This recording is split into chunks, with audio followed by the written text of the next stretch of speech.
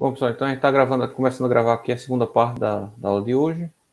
Vamos continuar aí com o conteúdo de investigação sobre solo, né? Então, só um minuto. Então, fala que SPT, deixa eu falar depois, tá? É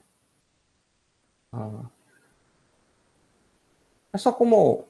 Porque para falar de sondagens rotativas e mistas, eu vou ter que comentar aqui um pouco da SPT, que talvez você já tenha ouvido falar, não sei, mas também pode ter aluno que nunca ouviu falar, então, para pelo menos não ficar voando, tá? Então, basicamente, o Insight SPT, pessoal, é o que é mais viável aqui para hoje, para a gente hoje em dia aqui na nossa região. Tá? Ainda tem um pouco de dificuldade, às vezes, de obter, mas hoje quase toda obra a gente consegue. Né? É muito raro ter problemas de conseguir ele. Mas, basicamente, ele consiste em você fazer um furo, tá? Ao longo da profundidade do terreno, utilizando um tripé, tá? Esse tripé vai ter um sistema de polias, né? Em que você, um operador, né, dessa máquina vai puxar a polia, né? E quando ele puxa, vai ter um peso que sobe a uma certa altura, depois a gente vê mais precisamente, e depois ele solta esse tirante, né? Essa corda, né? E esse peso cai, né? Causando um certo impacto nessa haste que está perfurando o solo, tá? Então, dentre algumas informações que a gente obtém com esse ensaio, que a gente comenta posteriormente quais são, é o número de golpes necessário para penetrar no terreno, né? Quanto mais golpes você precisa dar para ele penetrar uma mesma profundidadezinha, né? Significa, tem uma correlação direta que o solo está mais compacto, né? E o solo estando mais compacto, é possível também estimar que ele tem parâmetros de resistência ao cisalhamento maiores, né?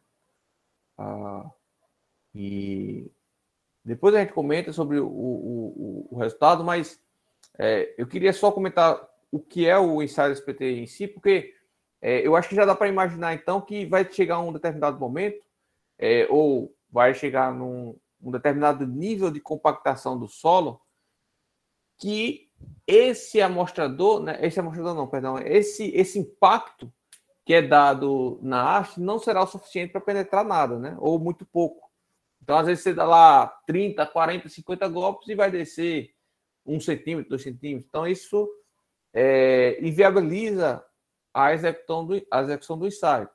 E aí, existe um ponto final que o SPT consegue chegar, que a gente chama situação de impenetrável ao trépano, tá? Ou seja, com o SPT eu não consigo mais penetrar. Por um lado, né, em algumas situações, pode ser que eu chegue ali no impenetrável e essa seja a minha informação final. Com isso, eu já consiga dimensionar minha fundação. Por exemplo, se for uma fundação em sapatas, né, fundação direta, que a gente vai ver posteriormente, mais comum aí para a casinha, se eu tiver um furo de 10 metros já, conhecendo informação de 10 metros, já é suficiente, porque o meu acréscimo de tensão que a minha sapata vai causar no terreno a 10 metros de profundidade vai ser quase... vai ser muito baixa, insignificante para o peso do solo já atuante, né? A tensão geostática. Então, a depender do tipo de solo, do tipo de obra, isso, o fim do SPT já vai ser o suficiente, ou seja, só com o SPT a gente já consegue dimensionar a fundação, mas em determinados casos, não é. Por exemplo, teve casos já, eu posso mostrar, não abri de novo, mas deixa eu abrir aqui. Bom, na verdade, quando eu for falar do SPT, na próxima aula, foi por isso que eu não abri, porque eu acho que hoje não vai dar para falar sobre SPT, não. Se der, a gente abre ainda daqui a pouco. Mas Por vezes, sei lá, com 1 metro já dá impenetrável. Né? Com 2 metros já dá impenetrável.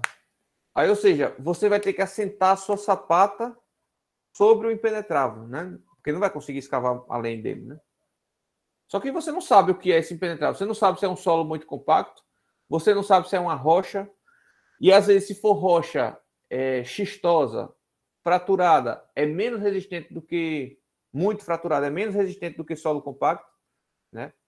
Eu já tive problemas com uma situação dessa em Recife. Em Recife não, em Pernambuco, perdão. E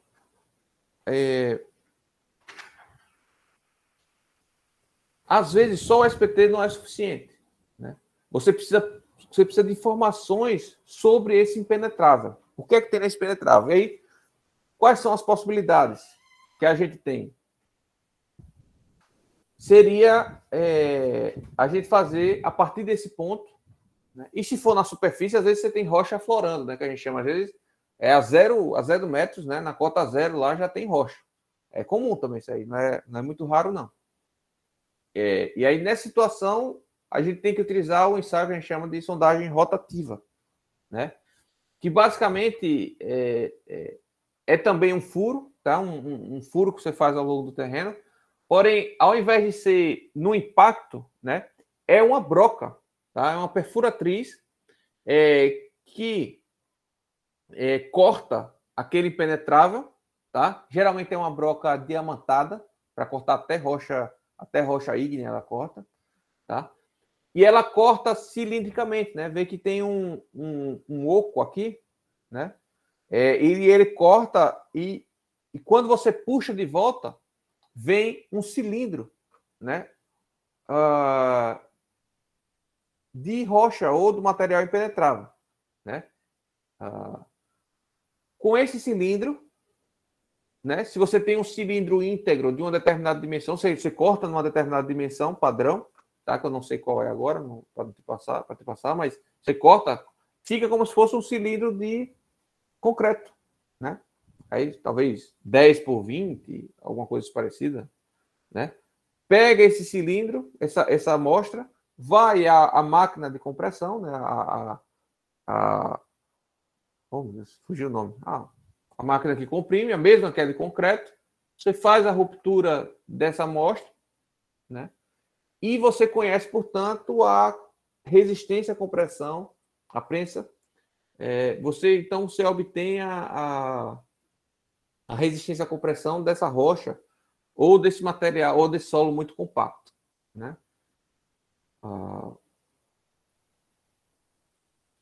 Ok. Outra informação que você obtém a partir dessa sondagem é o grau de fissuração da rocha, né? O grau de integridade da rocha. Eu vou ter que abrir aqui um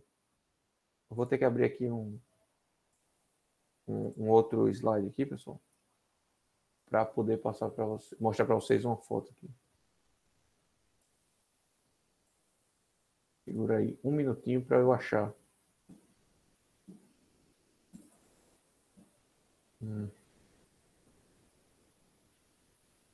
PTU, CPS.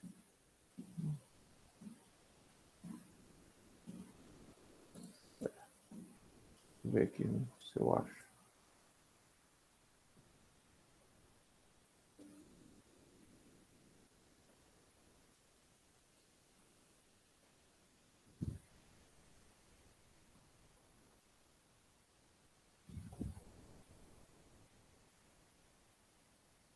Meu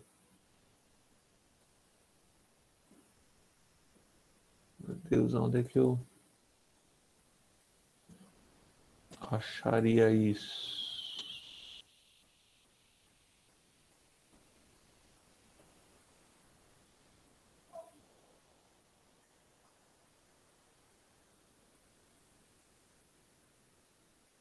É o que está usando as aulas do outro, né? Dos outros professores, porque não tem as imagens, principalmente, que eu queria mostrar para vocês.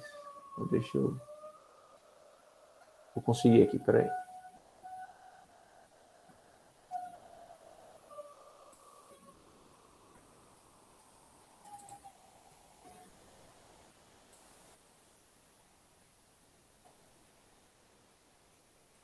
Ah, tá na aula de barragem, acredito eu. Deixa eu ver aqui.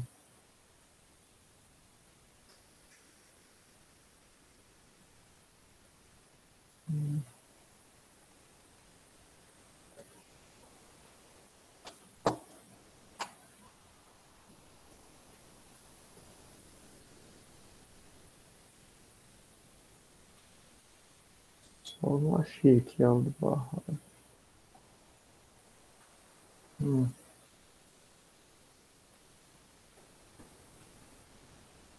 Isso é essa aqui.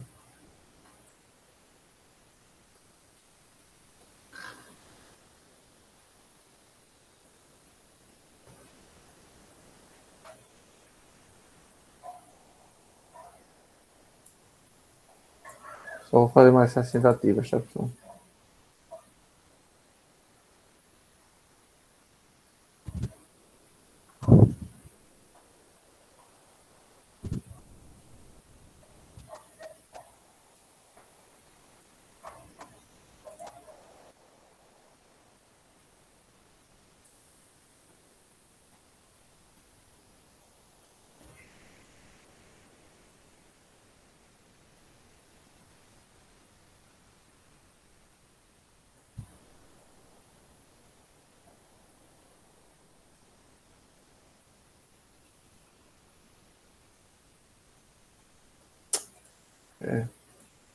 Próxima aula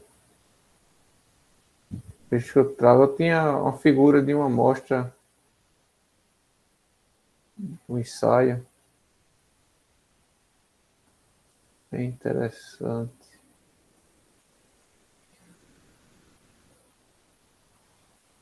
Eu não estou lembrado exatamente qual é a aula da minha pós que foi dado.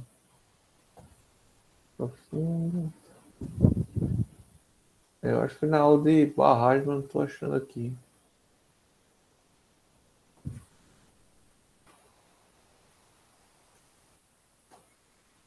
Aula de barragem.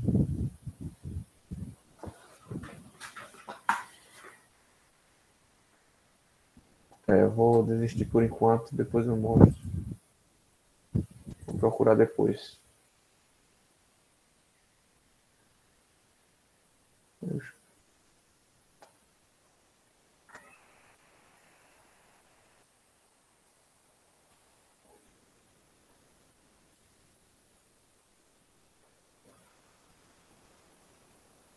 Bom, mas de qualquer forma foi bom que eu achei aqui outras figuras dos outros ensaios aqui que a gente vai poder comentar. Acho que vai dar tempo para comentar hoje.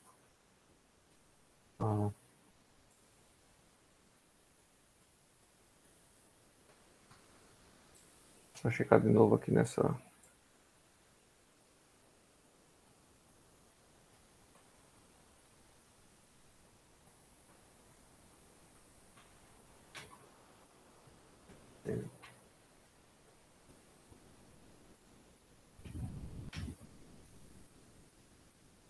Vamos voltar aqui, pessoal. Perdão. Eu vou. Depois eu mostro essa figura que basicamente. Que é o seguinte, pessoal. Geralmente, esse ensaio, tá? Você não vai conseguir uma amostra contínua, perfeitinha da rocha, tá? Porque quando ela fica muito longa também, no próprio processo de extração, ela se quebra, né? Mas, geralmente, você armazena essas amostras que você está retirando, né, esses cilindros, né? O máximo, o mais íntegro de como você achou, tá? E aí você vai montando meio que um quebra-cabeça, né? De como foi que você obteve esse cilindro, né? Ou seja, continuamente. E aí você, a partir da quantidade de fissuras e de descontinuidades, né? A gente consegue estimar quantitativamente, né? Medir quantitativamente o grau de fissuração dessa rocha, né? Para saber a integridade dessa rocha. Ou seja, quanto menos descontinuidade você tem ao longo da extração, né, mais íntegra ela é. Tá? E nesse sentido, a gente consegue estimar o grau da de fissuração da rocha e, portanto, consegue também ter um coeficiente para determinar a resistência à compressão dessa rocha, né? Porque a gente vai pegar alguns cilindros para romper, mas essa resistência do cilindro seria se a rocha estivesse íntegra, né? Se a rocha está parcialmente fraturada, muito fraturada, a gente vai ter que reduzir essa capacidade resistente do terreno como um todo, né? Do solo, da rocha, no caso. Em termos de capacidade de carga. Mas, basicamente, ou seja, essa sondagem rotativa está diretamente relacionado à rocha, tá? Ou material impenetrável, tá?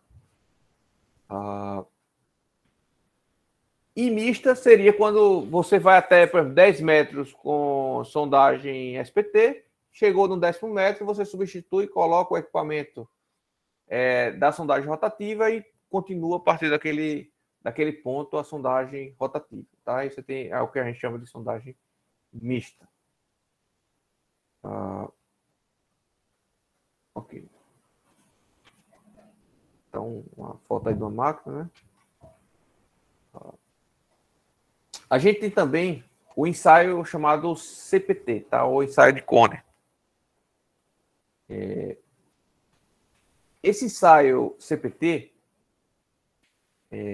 ele tem vantagens e desvantagens em relação ao SPT, tá? Mas ele pode ser utilizado em conjunto com o SPT, mas não dá para substituir o SPT. Ou seja, quais são as opções que a gente tem aqui? A gente pode fazer ou só o SPT, já dá para dimensionar a maioria das fundações, boa parte das fundações, caso você não chegue no impenetrável muito cedo. Ou a gente faz uma sondagem composta, aí, vamos dizer assim, alguns furos CPT e alguns furos SPT, tá? Ou seja, uma mistura de SPT com CPT. Quais são as desvantagens desse ensaio de Kohner CPT em relação ao SPT, tá? A primeira delas é o seguinte: o SPT, pelo ensaio do SPT, a gente extrai amostras indeformadas do solo, tá? À medida que a gente vai cravando, a gente vai retirando amostras, tá, do solo, de forma que a gente tem noção de características visuais do solo, né? A gente consegue extrair todas aquelas informações que obtém a partir do trado, a gente consegue as informações também pelo SPT. Então a gente consegue saber se o solo é argiloso ou se é arenoso, consegue saber a cor do solo, consegue até tirar o índice de plasticidade do solo, se a gente quiser, índice de liquidez e plasticidade, né? Se for no caso de uma argila. Beleza? Não dá para fazer granulometria porque a quantidade de material não é muita, né? Que sai. Mas dá para a gente ter noção do qual é o solo. Já que o CPT não. O CPT não extrai a amostra de solo. Beleza? Então é um cone fechado que ele só vai penetrando. Tá? Só vai penetrando. Outra desvantagem do CPT em relação ao SPT. A gente com o CPT a gente não consegue identificar a posição, o nível do lençol freático. Tá? Então a gente não consegue identificar o nível do lençol freático com esse ensaio do CPT. Já com o ensaio do SPT, como a gente está retirando as amostras, a gente consegue saber se já atingiu o lençol freático ou não. Beleza? A depender da umidade ali da amostra. Né? Outra desvantagem do CPT em relação ao SPT. Com o SPT, a gente consegue penetrar solos mais compactos. Então, se a gente já tem uma limitação com o SPT, porque tem determinados solos que a gente não consegue penetrar, com o CPT é maior ainda. A gente não consegue ultrapassar solos compactos a muito compactos. Tá? Ele tem limitação na cravação. E aí, óbvio, também depende do equipamento, né? Mas a limitação é maior do que a do SPT, de forma geral. Beleza? Então, essas são as principais desvantagens do CPT em relação ao SPT. Vantagens. Para falar das vantagens, então, eu vou primeiro falar o que é o ensaio CPT, né? você tem um cone na ponta e uma haste, a qual você também vai perfurar o solo, tá? Da mesma forma que faz o SPT e a sondagem rotativa. Só que ao invés de ser um amostrador aqui na ponta, é um cone fechado, tá? E esse cone, ele vai ter medidores, tá? Medidores eletrônicos, né? Que vão nos dar qual a pressão que está sendo aplicada na ponta e qual o atrito que está sendo medido na superfície desse trecho cilíndrico aqui. Tá? Então, o que acontece? Essa máquina vai forçar o cone a entrar, né, a uma velocidade constante, geralmente isso daí, 2 centímetros por segundo, certo? E a força que a máquina vai aplicando para penetrar, né, é proporcional a essas pressões aqui, da ponta do cone e desse atrito lateral aqui, desse cilindro aqui, beleza? E com esses medidores, você consegue estimar qual o atrito que está ocorrendo aqui nessa lateral e qual a pressão que está acontecendo na ponta. De forma que você obtém um resultado semelhante a esse, tá? Em que você tem a resistência, a tensão, né, na superfície do cilindro, ou seja, o atrito, essa aqui, ó, né, e ele sai assim mesmo, o ensaio sai todo assim, né, como se fosse aqueles medidores de coração, né, de batida cardíaca, tá? Isso aqui seria a curva de atrito lateral do cone, e aqui seria a pressão na ponta do cone, tá? Pressão na ponta do cone. E aí você percebe que é possível verificar mudanças bruscas de solo, né, de estratificação de solo, quando varia muito, né? Por exemplo, aqui, ó, chegou nesse ponto, ele vem aumentando aqui linearmente, por exemplo, portanto, deve ser aproximadamente o mesmo solo, vai variando. Chega aqui, ó, tem uma mudança brusca, ó, de tensão que deve ser aplicada para o cone continuar penetrando, né? E aí volta a continuar aumentando aqui aos poucos, né? Até por conta do pré-adensamento, né? Mesma coisa acontece na pressão de ponta aqui, tá?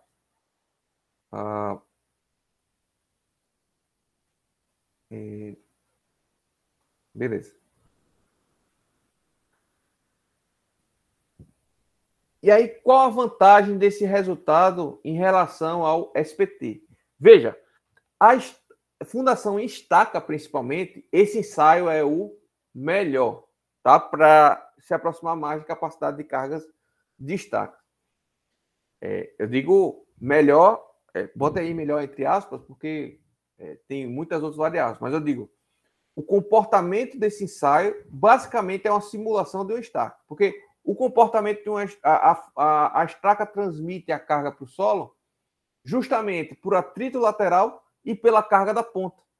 Então, praticamente direto a conversão do resultado do ensaio de cone para o ensaio da capacidade de carga, para o dimensionamento da capacidade de carga da estaca. Porque, basicamente, esse valor aqui está diretamente relacionado ao atrito lateral da estaca, né? E esse valor está diretamente relacionado à capacidade de carga da ponta da estaca, certo? Tem uma conversão, tem que fazer uma conversão, tem, tá? Mas é muito mais direto do que o SPT, tá? Do que o SPT. Falei para vocês que esse ensaio não mede o nível d'água, mas a depender da máquina, né, a depender do medidor aqui cônico, ele lhe dá, inclusive, a poropressão. Então, portanto, com a poropressão, você consegue dizer qual é o nível d'água, obviamente, né? Pelo menos aproximadamente, né? Pelo menos aproximado. Mas nem todo máquina vai dar poropressão, tá? E é isso. O ensaio do CPT, o comportamento do ensaio do CPT é esse, tá? Deixa eu só abrir aqui agora. E aí você tem dois SPTs, tá?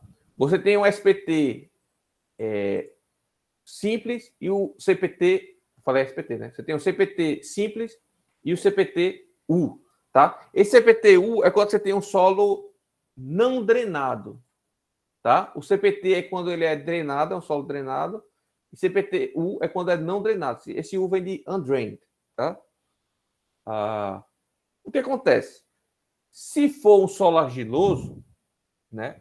E esse cone descer a uma certa velocidade constante, muito provavelmente não vai dar tempo da água que tiver lá, se for um solo argiloso com água, né, presente, saturado, da água se dissipar. É o mesmo fenômeno do adensamento, né? O cone vai penetrando, a água não consegue sair, portanto, você tem uma poropressão ali. Então, o ensaio do CPT-U vai lhe dar aquele resultado da poropressão. E a poropressão você tem que descontar da pressão lá que está efetivamente ocorrendo, tanto na lateral quanto na ponta do cone. Tá? Então, vamos lá. Ensaio é mais viável? Não. Pronto. Já que a gente perguntou aqui se o ensaio é mais viável economicamente do SPT, não. O SPT é muito mais barato do que o ensaio CPT, tá? E se ele é bastante utilizado ou não, aqui na região não é, tá? Não tem nenhuma empresa aqui local, talvez em Recife tenha, não tenho certeza. Eu nunca utilizei, tá? Ele nunca utilizei. Em Maceió, por exemplo, eu estava falando com o pessoal da AGM, com o Ricardo da AGM, ele disse que nunca comprou aqui para a empresa dele porque Maceió, na parte baixa, né, Ponta Verde, que é onde tem os maiores edifícios, né, onde eles ganham mais, onde tem mais volume de capital entrando para a empresa deles, né, que é o que paga as contas e paga o equipamento que ele vai investir, né, tem uma camada a uns 5, 6 metros abaixo do nível do terreno, tem geralmente uma camada muito dura, tá? Muito compacta.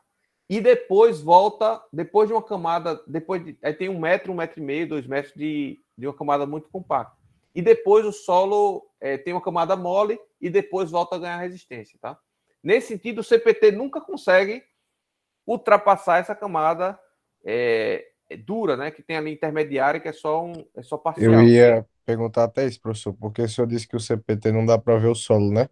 Aí para onde é Isso. que esse solo iria? Então ele não vai para nenhum canto, fica lá, é?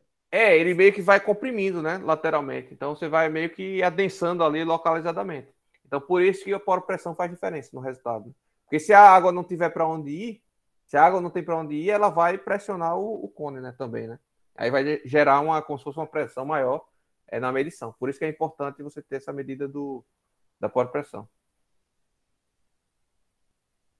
Isso. A rotativa eu nem sabia que a AGM fazia, mas se faz, tudo bem. A Savina falou, né, que a GM usa muito SPT e rotativo. Bom, então o CPT não é muito utilizado aqui. Agora o que acontece? Lá no Sudeste e Sul já é muito utilizado, tá? Já é muito utilizado. Geralmente a bateria de ensaios é assim: você faz um SPT e 1 metro depois você faz o CPT, né? E aí você tem os dois, geralmente. Nunca você vai ter o CPT sozinho, tá? O CPT não consegue dispensar o SPT, porque tem informações, principalmente o tipo de solo, né, que você não tem a partir do SPT. Então, vê, esse resultado aqui que eu mostrei, esse resultado entre aspas, né, essa figurinha que eu mostrei para você que tem aqui, ó, argila normalmente adensada, areia, isso aqui você não consegue saber só com o CPT. Isso aqui provavelmente foi a partir de outro ensaio que ele soube que isso aqui era argila, que isso aqui era areia, e isso aqui era argila, tá? Então, ele precisa pelo menos do SPT complementando aí, tá? Porém, como eu disse, e por que faz o CPT também? Porque o resultado do CPT é muito mais preciso do que o SPT. Tá? Veja, o SPT você tem muitas variações de execução, né? Varia muito varia muito com o usuário, né? Com o usuário não, com o funcionário que está lá fazendo o ensaio, do dia do cara, né? Será segunda-feira, geralmente o cara está menos sem força, né? Tá de ressacado, né? Não sei.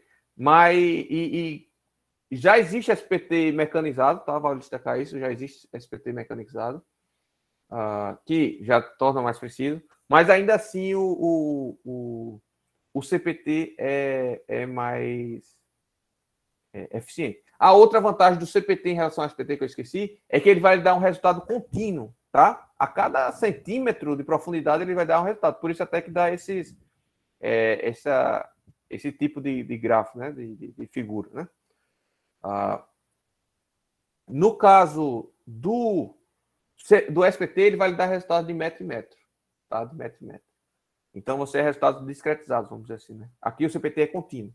E aí, isso aqui, se você tem esse resultado aqui para dimensionar estaca, você tem resultado, tem valores bem mais precisos, e aí com valores bem mais precisos você consegue economizar na fundação, né? E aí o pessoal, por exemplo, em Balneário Camboriú, tinha uma engenheira que fazia pós comigo, que ela dizia que lá é inimaginável você fazer uma obra que faz muito prédio alto lá, né, grande, é inimaginável não fazer uma bateria de ensaio CPT também, né? Então, São Paulo também deve ser muito mais comum fazer CPT, mas aqui em Maceió, em Alagoas, propriamente dito, nunca vi fazer, tá? Aí a dúvida do Arthur, né? Qual o processo mais utilizado em Santos? Eu não sei, tá? O problema de Santos é outro. Veja bem, Santos tem uma camada de solo mole, de argila mole, tá? O SPT não serve para nada, a não ser para identificar que é uma camada de argila mole, certo? É a única coisa que ele vai dizer, mas não vai lhe garantir nenhum parâmetro de resistência daquele solo, tá? A vantagem do CPTU para esse tipo de solo é porque como ele é mais sensível, ele vai lhe dar valores próximos da realidade, tá? De resistência do solo, mesmo que seja uma argila mole. Então, portanto, em Santos deve realizar um ensaio do CPTU, tá? Que é o não drenar.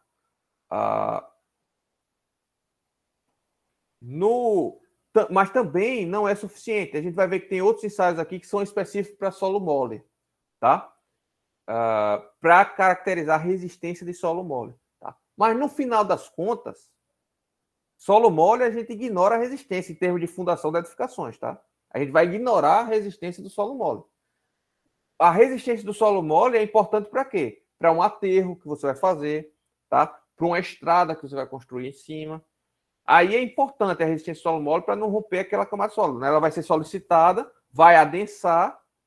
A gente já viu isso lá em mecânica do solo 2, né? Vai adensar essa camada muito, às vezes metros, né? Vai sofrer adensamento.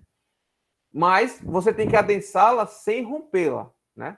Sem rompê-la. Então tem que ter esse cuidado. E aí você tem ensaios específicos para verificar a resistência solo mole. Vou mostrar aqui, eu vou aproveitar.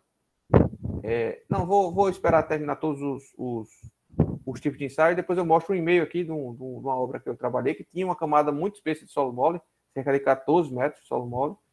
E aí eu falando com um geotécnico lá do Rio, que o cara assim, uma sumidade no Brasil, foi meu professor, e ele mandou a recomendação dos ensaios que tinha que fazer, eu vou mostrar daqui a pouco para vocês. Vou mostrar o ensaio do SPT, dessa obra, e vou mostrar os ensaios que ele pediu complementares, né? Então, houve uma investigação preliminar com o SPT, identificou os que tinha solo mole, né? O SPT, então, não é suficiente para me dar critérios de parâmetros, nem de resistência, nem de adensamento desse solo mole. Então, portanto, ele pediu uma bateria de ensames a mais, ensaios a mais. Professor, Pode dizer. e um ensaio de CPT, a máquina consegue exercer a força de um pilar? No caso, por exemplo, se fosse um pilar no lugar da máquina, a máquina consegue chegar perto ou longe? Certo, vamos lá, porque não é em termos de carga, né? A gente está falando em termos de tensão, né? Como o cone é bem menor do que uma estaca, porque não seria pilar, no caso seria estaca, né? Como o diâmetro do cone é bem menor, né? Aí você precisa de menos força para causar a mesma tensão, né? Aí você consegue perfurar com menos força. aplicar a mesma pressão com menos força. Tá? Então, sim. Agora tem limites e por isso que não consegue ultrapassar certas camadas de solos compactas. Tá? Eu não sei dizer, eu não tenho experiência, como eu nunca trabalhei com CPT, eu não sei dizer agora qual seria uma equivalência entre SPT, golpes de SPT, vamos dizer assim, e o quanto ele consegue perfurar no CPT. Assim, por exemplo, deve ter algum número aí que eu não sei. Eu posso pesquisar até, posso perguntar aqui para esse meu professor, depois, se for o caso, e falo para vocês, mas deve ter algum número, por exemplo, a partir de 30 golpes de SPT, o CPT não consegue perfurar, ou seja, um solo equivalente a 30 golpes de SPT, o CPT já não consegue perfurar. Né? E eu acho que depende também do equipamento. Né? Deve depender também do equipamento. Tá? Mas a ideia não é em termos de carga, tá? A ideia, lembra, em termos de pressão, né? Em termos de pressão. Pressão não, no caso de tensão, né? É pressão e tensão no caso aqui. Bom, mas vamos lá. Deixa eu tava abrindo, né? Vamos ver se a gente tem mais. Isso aqui, ó, é CPTU já para sismo, né? Que eu não vou entrar no mérito aqui. Aí você consegue aplicar algumas vibrações, né? E ver o comportamento do solo, né? Com vibrações. Aí é mais específico, tá? Não vou entrar nesse mérito. Então, aqui é o amostrador, tá? O cone, tem a ponteira, tem o cilindro externo, né? A ponteira para medir a pressão e o cilindro para medir a tensão de atrito. Ok. Tem vários tipos aí. Ó. Esse meu professor que fez essa aula aqui, a empresa dele faz esses ensaios, entendeu? E aí ele domina, né? Tudo isso, esses equipamentos, tudo. Eles têm, ele faz, né? O negócio. Então, ó, você mede a carga de ponta, mede o atrito aqui lateral e mede a poropressão por aqui, ó. Por essa. Como se fosse um dreno de alívio, tá aqui. Consegue medir o quanto passa de água por aqui. E aí você mede a poropressão a partir disso. Opa.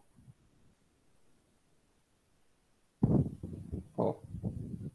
Vantagem, né? Só como destaque. Rapidez é muito mais rápido que o SPT, né? Tanto para montar o equipamento, para mobilizar o equipamento, quanto para fazer. Né? A acurácia é muito maior, né? Como eu falei para vocês, é muito mais preciso o resultado. Tá? Contínuo, né? O resultado é contínuo, não é discretizado como é o SPT. Né? A aquisição dos dados é automática, que eu não falei, né? Como é tudo elétrico, você obtém esse diagrama já pronto, né? A máquina já vai gerar o documento com o resultado. No SPT, o cara vai dando a quantidade de golpes e vai anotando no papelzinho a quantidade de golpes necessária para aquela camada. Tá? Aí depois o cara tem que ir para o laboratório, ver a amostra de solo e, depois, e montar o resultado do SPT. E aí você consegue estimar os parâmetros geotécnicos com ele. Tá? Desvantagens, complexidade do equipamento, ou seja, bufunfa, né? Dinheiro, investimento alto, muito maior do que o do SPT. Não penetra pedregulhos ou solo com matacões, né, de rocha, ou até solos compactos, né? E para executar o ensaio precisa de gente muito mais, tecnicamente, muito mais capacitada, né? Para executar esse ensaio. Ok. Deixa eu ver o que é mais interessante passar para vocês. Ó. Aqui, ó. O resultado que sai já na máquina, né? Isso aqui é um print da tela. Né? Sai na hora. Figuras aí, ó, dos caminhões, né?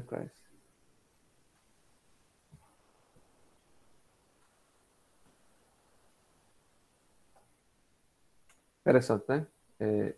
Vai ficar gravada a aula, depois, se vocês quiserem olhar com mais calma as figuras, eu vou passando aqui aos poucos. Aí você dá pausa, né, no vídeo e olha com mais calma. Mas aqui são basicamente os maquinários que ele já trabalhou, né? Tanto lá fora, quando fez doutorado, quando trabalhou nas empresas, quanto na dele.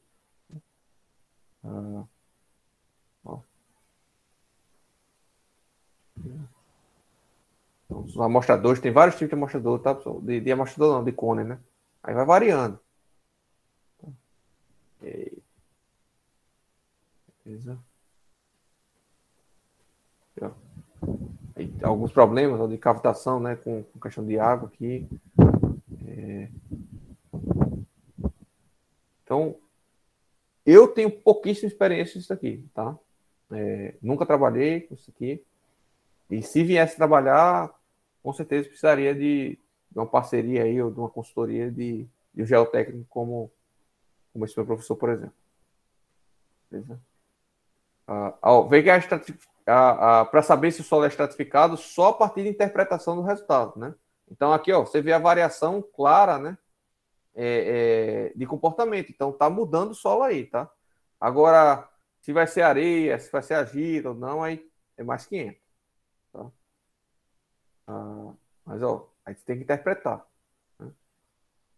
Aqui, ó, também tem que interpretar onde está o nível d'água, né? Provavelmente por aqui, né? Está o nível d'água. Por aqui, né? Que começa a aumentar uma certa maior inclinação, né? A pressão. Tá?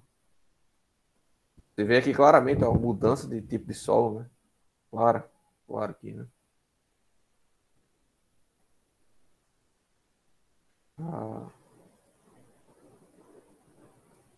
Aqui, ó. Comparando esses dois valores, ó, aí você tem aqui o tipo de aqui o tipo de solo por esse diagrama aqui, né? Classificação do solo por esse diagrama, tá? Então, ó, esse outro aqui, ó. O QT pelo atrito, né? Pela razão do atrito, tá? Aí, a depender de onde ele cair, ó, você classifica o solo, né? Mas você não tem contato com o solo, né? Provavelmente dito.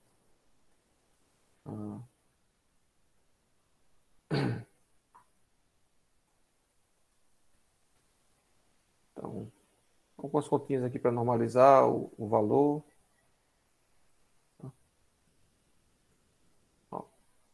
São softwares, né, que interpretam o CPT. Isso eu tenho até alguns aqui instalados no computador, mas não confesso que não sei usar. Ó, ensaios que ele já realizou. Tá? Isso aqui é a experiência dele, né, pessoal? Tem que aqui no Nordeste, ó, quase nada, né? Em Alagoas eu acho que nada.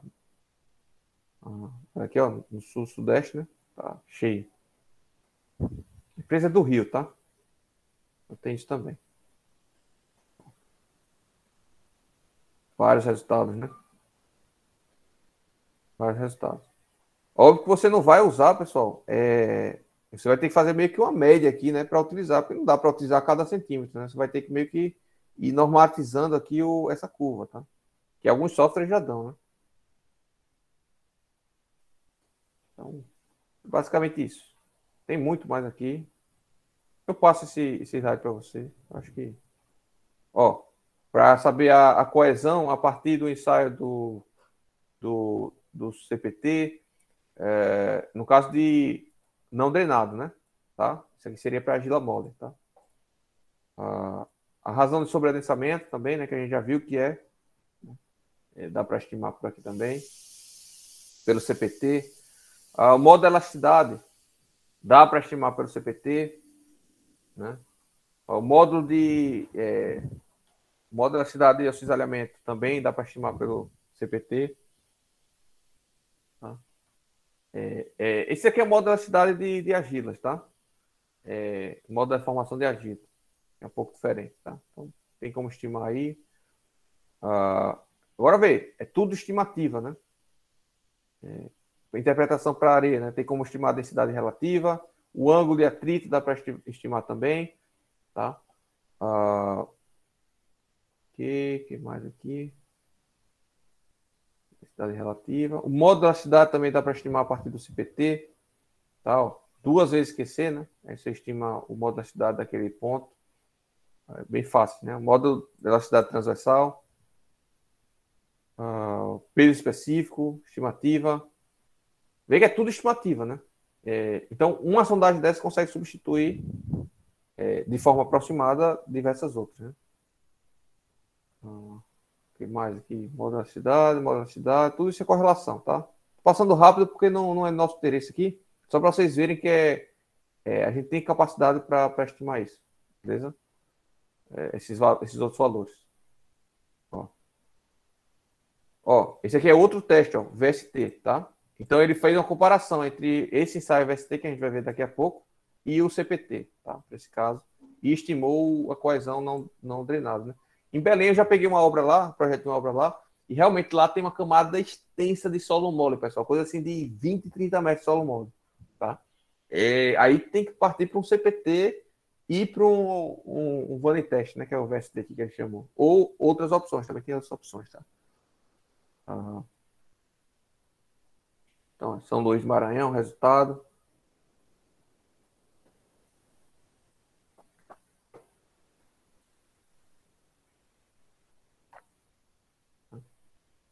Aqui são os tipos de cones.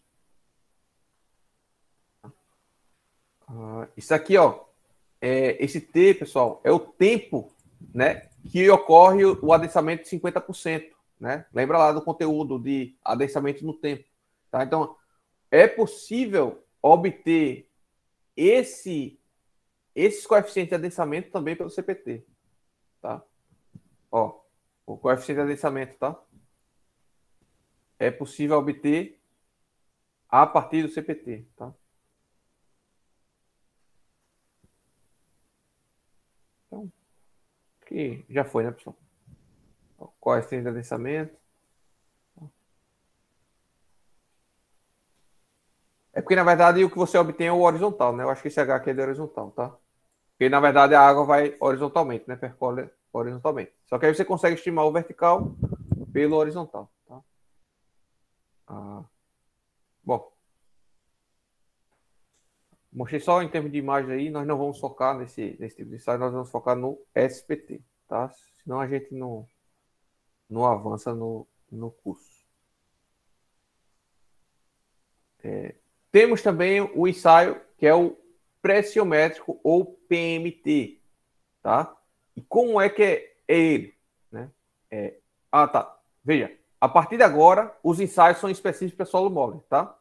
Os ensaios, a partir de agora, são ensaios específicos para solo mole. Então, já fica aí claro. Quando eu falo solo mole, é argila mesmo mole, tá, pessoal? Você vai botar lá o SPT, vai dar 0 golpes. Você vai botar a haste, ela vai descer sozinha. Só com o peso próprio da haste ela desce, tá? Isso é solo mole, tá? Solo muito mole, né? Argila. Geralmente, esse tipo de solo é argiloso, tá? Arenoso você não vai encontrar uma areia desse tipo, não. Geralmente é argiloso e está na presença de água, tá? É quase que uma lama, tá? Em alguns casos, você confunde-se com a lama esse tipo de solo. Tá? Então, como é esse ensaio pressiométrico? Você vai inserir uma sonda, tá? Deixa eu ampliar aqui, fica melhor para ver. Você vai ampliar uma sonda, tá? Aqui você tem meio que um balão, tá? Uma célula de pressão que a gente chama, beleza? Com um medidor, Você vai aplicar ar, né, pressurizado nesse balão a uma certa profundidade. Esse balão vai tender a inchar e tocar nas paredes desse furo aqui, né?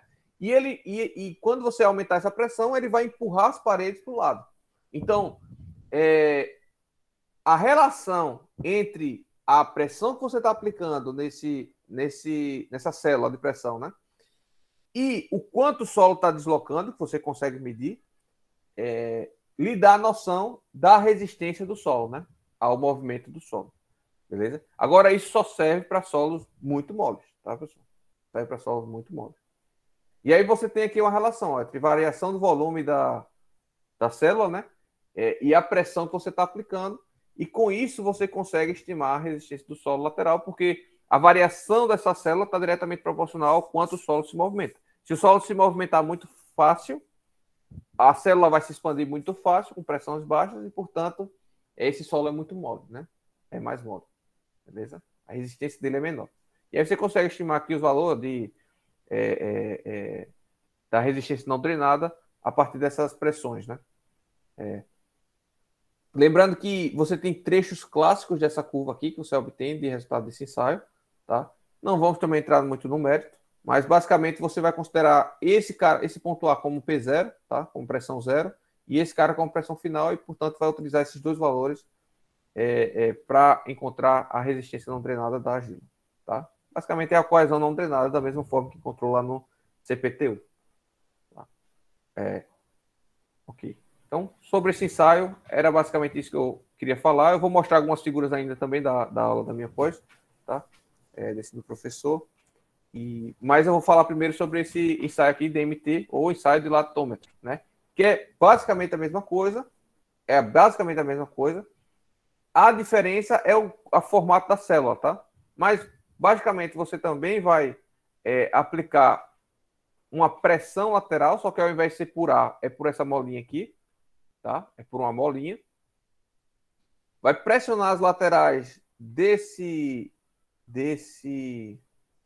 célula, tá? E essas laterais tendem a comprimir o solo lateralmente, tá? Quanto mais força você tiver que aplicar nessa molinha aqui para empurrar o solo, mais resistente é o solo, tá bom? Então, é a mesma ideia do anterior, do pressiômetro, sendo que a forma que você pressuriza o solo lateralmente é diferente, tá? Isso aqui a gente chama de dilatômetro, beleza? E isso aqui também só serve para solos moles. E outro ensaio, esse é o mais comum para solos moles, tá? É o Vanne Test. E como é esse teste? Você vai inserir essa haste, tá? No solo mole. Aí você insere manualmente mesmo, porque o solo mole não resiste, não. Às vezes o peso próprio da haste já entra, tá? Com essa palheta, né? Que a gente chama, né? No final da haste você vai ter essa palheta em formato de cruz. E em cima da haste você vai ter o mesmo que você tem lá no... Oh, meu Deus, no trado, né? Aquele mesmo... Perdão. Aquela mesma hastezinha, aquela mesma braçadeira do trado, né? Só que mecanizada e você vai aplicar lá um torque lá em cima, tá? Vai medir qual é esse torque que você está aplicando. Quando você aplicar esse torque, essas palhetas vão tender a girar dentro do solo, tá? Quando essa palheta girar, ela vai romper o solo mole, ó, nessa forma de cilindro aqui, ó. Beleza? Então vai formar uma superfície de falha, tá? Uma superfície de cisalhamento, né? Falha no cisalhamento. Ou seja, você conhecendo o torque que foi suficiente para gerar essa ruptura aqui desse cilindro, você consegue estimar, então, a resistência não drenada dessa argila mole. Beleza? Conhecendo o torque que foi aplicado e as dimensões da palheta, obviamente. Né? Isso tudo está relacionado às dimensões da palheta, né? O diâmetro da palheta, o diâmetro desse cilindro, né, no caso, e a altura dessa palheta. Né? E esse M é o momento torsor que você aplicou lá em cima. Beleza? Então você consegue estimar a resistência não drenada da argila, ou seja, a coesão não drenada da argila, por esse ensaio aqui. Esse é o mais famoso. Beleza? Antes, eu já falei sobre todos os ensaios. Antes de passar para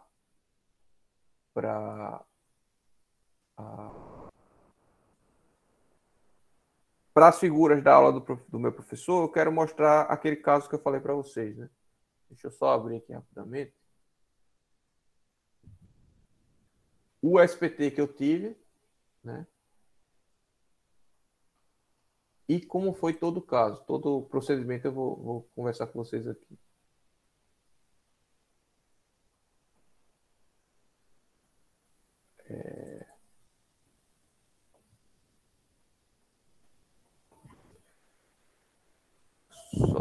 Só tô com receio aqui de sair alguma informação. Eu acho que não tem problema, não tem nenhuma informação aí a mais. Não. Então, eu recebi essa sondagem aí em Excel. Vê só, pessoal. Eu ainda não apresentei o SPT como é para você, mas vê que aqui, ó, você tem a descrição do solo, tá? Então, a argila mole é muito mole. Vê que a quantidade de golpes está aqui, ó, demarcada. Inicialmente 3 golpes, 3 golpes, 5 golpes, 3 golpes. Depois, ó, 0 golpes, 0 golpes. Aqui quando tem RP porque é 0 golpes. 1 golpe, 2 golpes, já desceu 47 centímetros. Né? Isso aqui a gente vai entender melhor na próxima aula, tá? Mas vê que eu tenho aqui, ó, 10 metros de solo mole. Tá? 10 metros, ó. Tá? Isso aqui é a profundidade, indica a profundidade. 10 metros de solo mole. Nesse furo, né? No outro furo aqui, ó, eu tenho 10 metros também de solo mole. Tá? Aqui é solo mole. Deixa eu ver o outro furo. Esse já é um furo mais distante. Aí nem tem solo mole. Tá? Porque foram 3 pontos que eu fiz, tá? Esse aqui é uma SPT de umas pontes que eu fiz. Eu não sei se foi. Não sei se esse. Acho que esse aqui foi o pior. Deixa eu ver aqui. Talvez esse aqui tenha sido o pior. Ó, aqui 10 metros ainda só mole. Aqui é um aterrozinho que foi feito, tá? A gente vê claramente, né? Uma argila mole, muito mole aqui, ó. É um aterro, tá? Foi feito em cima já. Provavelmente vai passar a estrada, né? Que já existia lá. Aí depois, ó, solo mole, zero resistência, 0 até 11 metros, 12 metros. 12 metros ainda. Aí o cliente pediu, porque esse aqui esse aqui já é uma sondagem complementar. Eu não estou achando aqui a sondagem original. Mas não importa. O que importa é que você vê, tem 14 metros aí de solo mole, né? 14, ó, 12 metros de solo mole ainda. Aqui é porque vou explicar aqui como foi para vocês entenderem melhor. O cliente me passou 2 furos, um em cada cabeceira só dessa ponte, tá? Um de um lado e um do outro da cabeceira. E aí eu identifiquei o problema. Esse mesmo problema aqui. Estava dando 12, 13 metros de solo mole. Né? Para a minha fundação... Deixa eu fechando aqui essas coisas. Para a minha fundação, não tinha problema nenhum. Tá? Não havia problema algum para a minha fundação. Porque eu ia colocar estacas de qualquer forma até chegar no solo resistente. Que aqui esses PTs não estão mostrando, mas eu acho que estava 13, 14 metros aqui. Chegava no solo resistente, tá? Então a minha estaca estava tranquila, né? Tinha alguns problemas, tive dificuldade de dimensionar, por alguns outros motivos que eu não vou explicar agora, senão vai confundir a cabeça de vocês. Mas o que me preocupou, e o que eu falei para eles, foi o seguinte, olha... Vocês vão fazer a ponte e para fazer a ponte, vocês vão precisar fazer um aterro. Certo? Vocês vão precisar fazer um aterro. E esse aterro vai pressionar esse solo mole. Tá? Pressionando esse solo mole...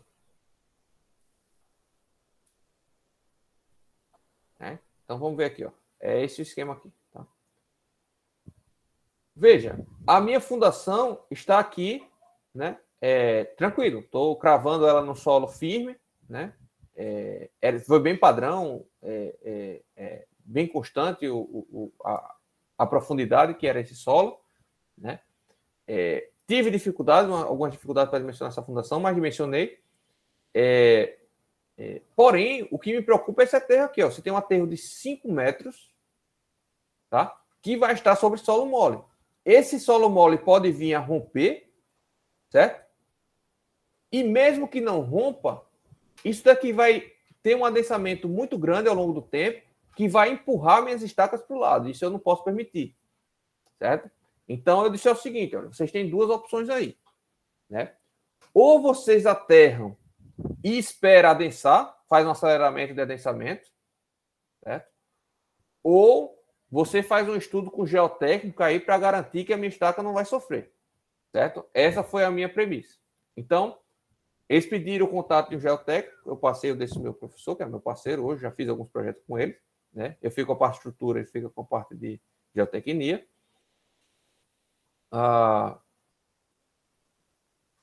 E ele me passou o primeiro e-mail aqui, né? E a gente discutiu, eu vou falar com vocês. Mas entenderam o problema, pessoal, que eu estava aqui? Vocês estão conseguindo visualizar?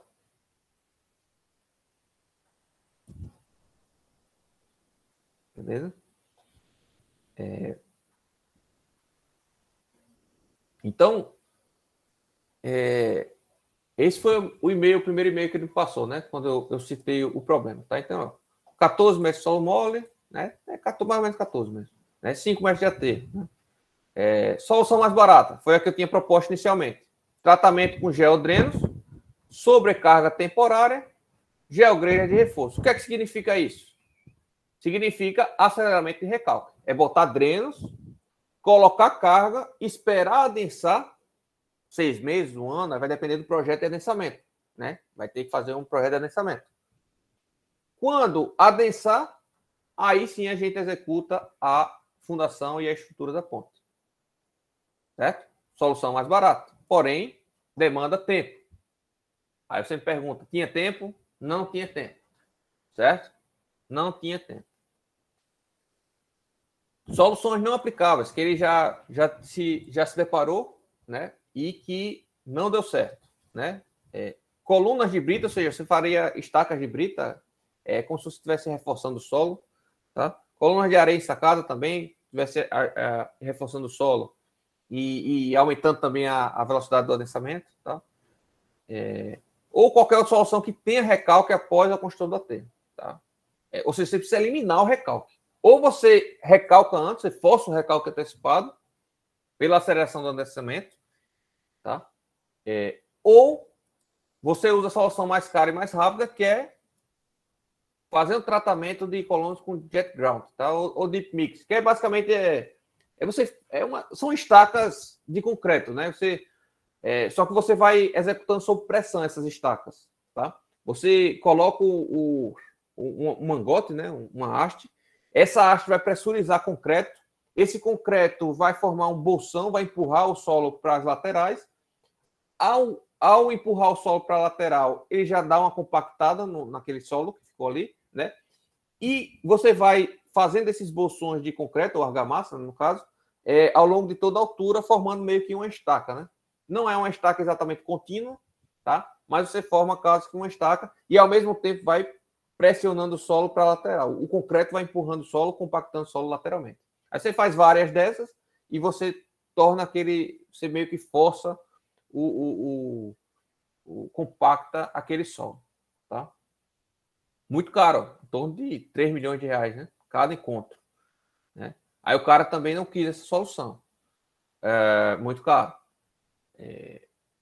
Aí a opção que ele utilizou lá, que não foi mais comigo, eu só pedi para ele garantir, a minha parte era a estrutura. Aí ele fez lá com o aterro uma solução que foi estaquear o aterro, né? Então, por isso que ele fez esses outros SPTs, tá? O primeiro SPT era próximo ao encontro de cada ponto e ele foi se afastando, fazendo SPTs a cada 10 metros, 20 metros de distância, para ver até onde ia o solo mole, né? E aí, até onde foi esse solo mole, ele teve que estaquear. Ele fez um estaqueamento e colocou o aterro sobre o estaqueamento, certo? Não fui eu que fiz o projeto, não sei se essa obra já foi executada, isso aí ficou para o pessoal do Movimentação de Terra. Entenderam o problema, pessoal, aqui? E todos esses conceitos que eu estou passando, desde mecânica do solo para vocês, que são importantes para aqui, né? Adensamento, noção de adensamento, noção do comportamento do solo, né? Ensaios a serem feitos, né? Aí, assim, acabei não mostrando para vocês. Aí ele veio aqui e mandou, para desenvolver esse projeto, precisa de uma campanha de ensaios CPTU e VST. CPTU é o que eu mostrei para vocês, né? As figuras. Esse aqui é o Vanitest, que é o do você aplica o torque, beleza? Em cada encontro. Fazer uma campanha de ensaios em cada encontro, né? Não fizeram. Só para trazer esse equipamento lá do Sudeste para cá ia ser uma fortuna. Aí eles se viraram para lá. Eu não soube mais de nada. Minha responsabilidade acabou aí. Mas vê se eu não domino a parte de solo, pessoal. Vê se eu não tenho, não é nem dominar. Vê se eu não tenho uma noção boa da parte de solo, né? Olha com as minhas informações aqui em cima. As estacas só devem ser cravadas após executar os aterros permanentes e temporários, certo? Não foi considerado atrito negativo na estaca ou carga lateral no dimensionamento das estacas. Portanto, as estacas só devem ser cravadas após todo o adensamento do solo mole ter ocorrido, certo? A presença de camadas espessas de solo mole requer a consultoria do engenheiro geotécnico para análise de adensamento no tempo e estabilidade da luz, certo? Então, vê, eu não sou geotécnico, Nunca fiz um projeto de adensamento no tempo, de aceleração de adensamento. Estabilidade de taluz eu já fiz algumas verificações. Tá? Mas não para solo mole, por exemplo. Né? Mas tenho conhecimento suficiente de geotecnia para identificar o problema e tirar o meu da reta. Certo? Tirar o meu da reta. Avisar, olha, temos um problema aqui, se vira. Né? Isso é o mínimo que eu teria que ter de informação para poder fazer um negócio com segurança. Quando eu fui falar com o secretário sobre esse problema, para a gente tentar achar uma solução, a gente teve uma reunião presencial, aí o secretário foi lá e disse, né? A gente está com um problema igualzinho em uma ponte que já está em execução. E aí o problema é maior, porque a ponte já está em execução, ninguém falou nada, nem o projeto de estrutura, nem o cara que fez o projeto da movimentação de terra, dos aterros, né? E o problema estava lá. A ponte já estava parcialmente executada, e aí, no caso lá, a solução foi estaquear para fazer o aterro estaqueado também, né? Tanto é que usaram a mesma solução para isso aqui. Mas é uma solução caríssima. O que é um aterro estaqueado, pessoal? É você colocar estacas ao longo de toda a estrada até acabar o solo mole. Você vai aterrar esses 5 metros? Ok. Só que você não vai aterrar sobre o solo direto. Você vai botar um monte de estaca metálica, de concreto, o que seja, até o solo firme. Vai colocar camadas de geogrelha, tá? Geogrelha, capitel de concreto. Deixa eu tenho até aqui. Tem até aqui nos favoritos. Deixa eu abrir aqui.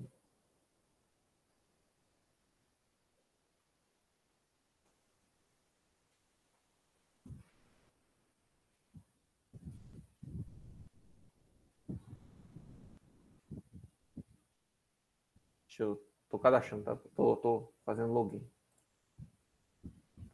Rapidamente.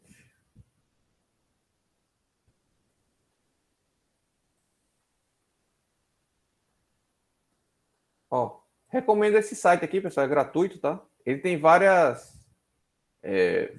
recomendações sobre opções de soluções geotécnicas, né? Aí o que eles fizeram foi isso aqui, ó.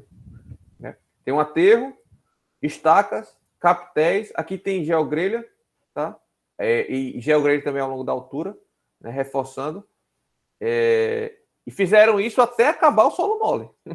Até acabar o solo mole. Uns 50 metros, 100 metros. Isso aqui é uma solução caríssima também, tá? Mas possível. Agora, esse meu professor disse que não gosta de trabalhar. Isso aqui já deu problema no Sesc do Rio. O pessoal foi dimensionou errado, porque não é só carga vertical que tem, né? Quando passa um caminhão, quando passa um veículo, ele está acelerando ou frenando também, né? Ele causa cargas horizontais também, né?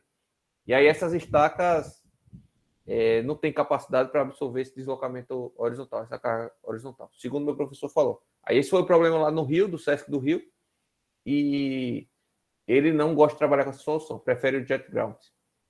Tá? Mas aqui eu tenho, falando sobre todo o comportamento aqui. Tá? Se quiserem depois dar uma lida, fiquem à vontade. Vocês já pagaram mecânica de solos, já era para ter, pelo menos, a capacidade para interpretar o que tem dizendo aqui nesses textos. Beleza? Entenderam, pessoal? Ou seja, vocês precisam saber o que são esses ensaios, primeiro de tudo. Eu bati o olho nos ensaios, nas letrinhas, né? E já sei o que são. Já sei para que serve, já sei para que ele pediu, com qual intuito ele pediu esses ensaios. Né? Eu chutaria que 80% de engenheiro de obra aqui de Alagoas não sabe nem o que significa esse teste. Tá? Essas letrinhas. Muito menos para que serve o teste. Tá? Como é que funciona o teste. Então, isso tudo é conhecimento, pessoal. Né? Então, veja, eu nunca trabalhei com CPT. Né? Eu não sei o equipamento, como é que funciona, mas eu sei para que serve. Eu sei como é feito, quais são as vantagens, quais são as desvantagens. No dia que eu precisar, cara, é só dar uma lida de 2 horinhas, 3 horinhas em qualquer livro ou artigo especializado em CPT que eu vou conseguir utilizar. Tá? Conseguir utilizar. Pega uma consultoriazinha ou uma conversa com um professor desse meu, só para ficar mais seguro, né? ficar mais seguro. É importante você ter segurança do que está fazendo. De resto, toca o barco. Tá? Então, essa avaliação inicial, pessoal, do problema, quem está em obra é que precisa identificar. Esse cara que me contratou, no momento que ele recebeu esse SPT, era para ele ter identificado o problema. No momento que ele recebeu. Agora ele vai identificar, porque ele está com a experiência, né? Mas era para ele já ter esse embasamento. Né? No momento que ele recebeu o SPT, era para ele ter... Olha, tem um problema aqui. Tem um problema grande aqui. Certo, nas mãos. E vamos ver como soluciona. Antes mesmo de eu como projetista falar. Né?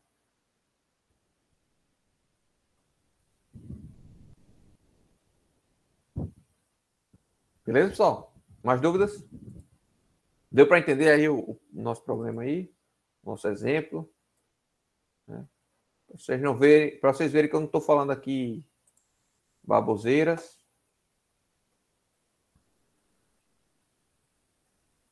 Eu vou aqui só mostrar para vocês algumas imagens do pressiômetro. Tá? Vocês verem, tá? Aqui temos o pressiômetro. Deixa eu botar aqui a tela cheia. Tá? Então, ó, é meio com a célula de borracha, tá, pessoal, mesmo. Você aplica o ar, tá? Ela empurra o solo para o lado, tá? Uma célulazinha de borracha. Borracha que eu falo entre aspas, né? É polimérica, né? Aqui é a célula, né? Aqui é o que mede, né? Para aplicar o ar e para medir. Aqui.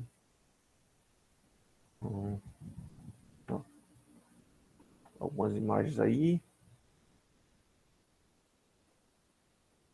E vários tipos. Ó, esse aqui é com ar, esse aqui aparentemente não é com ar, não. Isso aqui, né? Você gira esse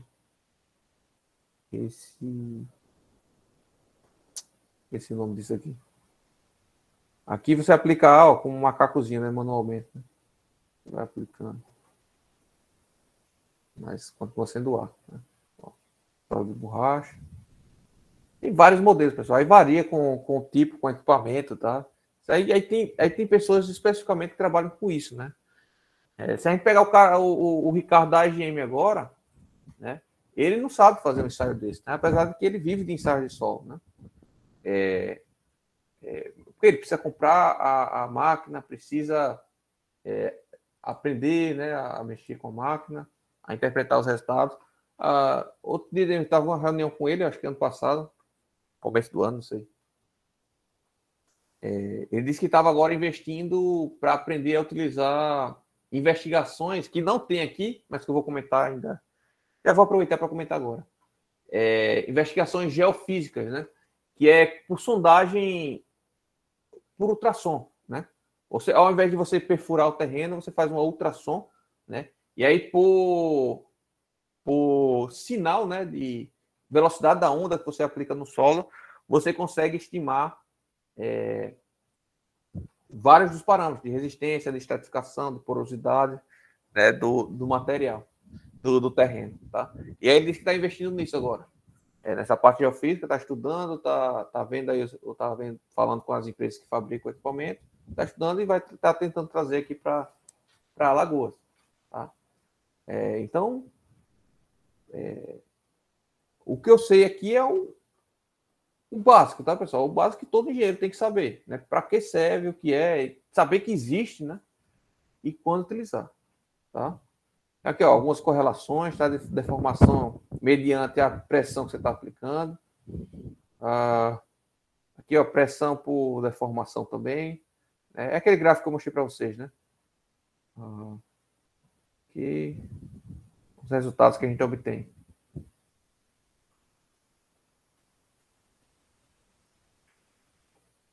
Faz o furo, né? Depois bota a célula e aplica pressão. Aí tem vários tipos aqui, eu confesso que não sei dizer.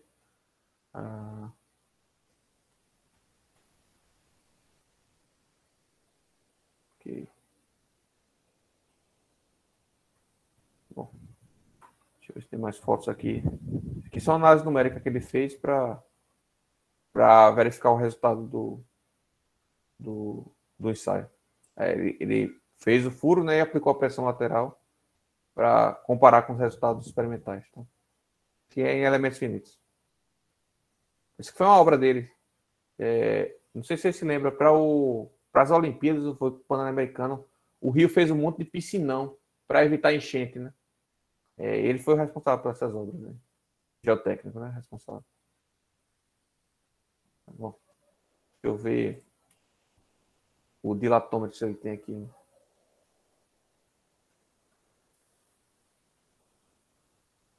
Tem o vaniteste. Não tem dilatômetro, não.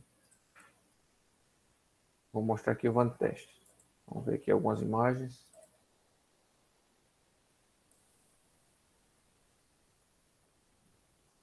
Tá, então, a coesão não drenada, depende do diâmetro da palheta, da comprimento da palheta e tudo mais.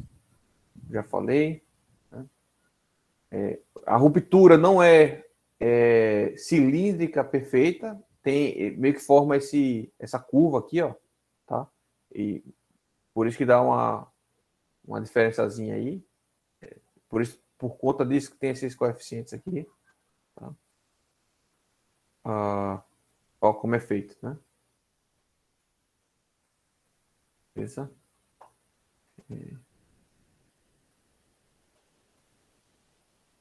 Aqui você perfura previamente. São vários tipos, né? Você perfura previamente e depois coloca a palheta só onde vai ser aplicada. Aqui você vai aplicando a palheta, vai inserindo a palheta, né?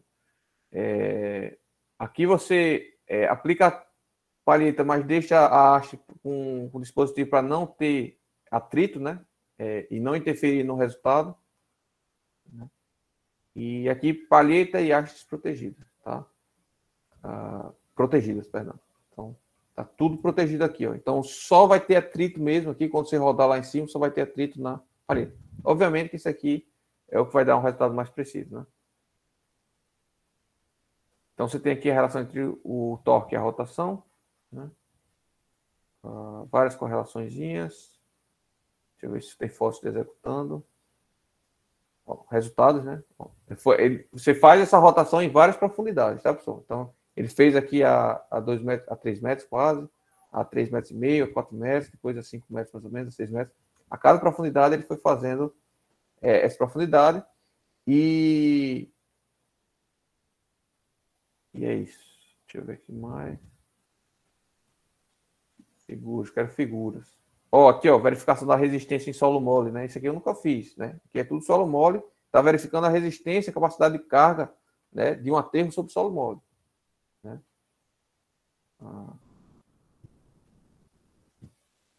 A ruptura se dá assim, ó, tá? A tendência é que esse aterro desça aqui e esse solo aqui suba, tá? Esse aqui tudo suba. O que mais? Bom, tem isso. Ficou claro, pessoal? Vocês não estão saindo daqui especialistas em ensaio geotécnico. Tá? É importante destacar isso. Tem muito que estudar, tanto vocês quanto eu. Certo? E quando a gente vai se deparando com problemas, a gente vai se preparando. Tá? Agora é importante a gente ter essa noção mínima, que é para saber identificar o problema. Se você não consegue identificar o problema, tudo é mil maravilhas. Tá? Você consegue solução para tudo. A solução é muito fácil. Se você não sabe identificar os problemas que estão acontecendo, a solução é sempre muito fácil. É só fazer. Tá?